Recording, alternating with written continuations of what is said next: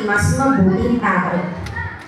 Again, ano ang pinakamalaking pagkakamali mo sa buhay at paano mo ito ginawang dahilan para maging mas mabuting tao?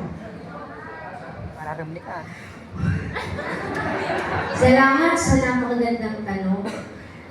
Ang nagawa ko pong pagkakamali is yung pagsagot-sagot ko sa magulang ko. Yun po yun. Tapos po, nabago ko po yun nung tumatanda na po ako. Naisip ko po na mali pala yung sumasagot-sagot sa magulang. Na-realize ko na dapat maging mabuting anak.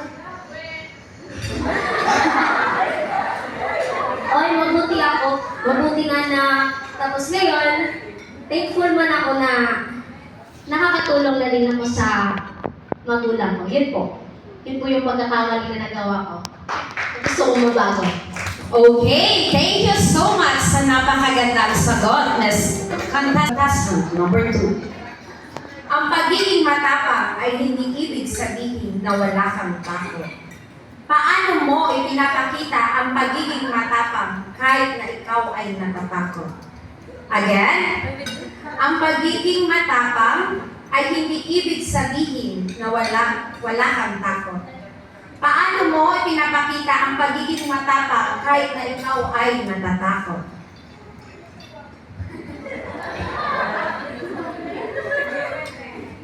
Let's go.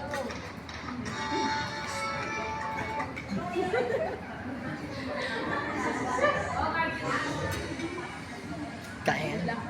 Ano?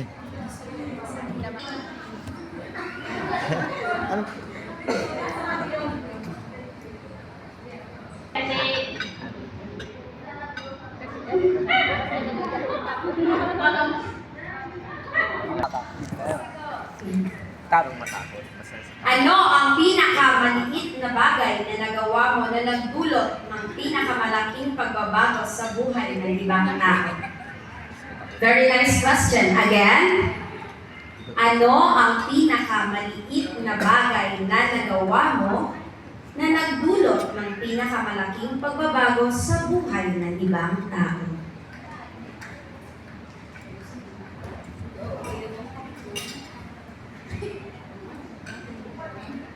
Ay. Talaga, te. Panalo ko na, te.